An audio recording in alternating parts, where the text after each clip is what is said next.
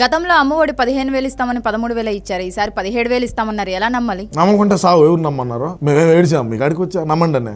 నమ్మకమే జీవితం.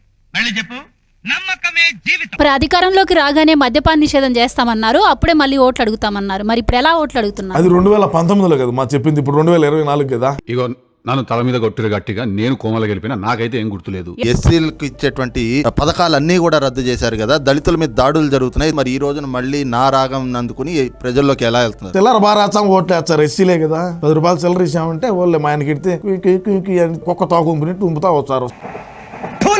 ఎవడు కూడా 3 పూట్లు అన్నం తింటామంటే మేము చూడలేము. అందుకే కదా ఉండే అన్నా క్యాంటీన్లు కూడా పెరుగు చూపినాము.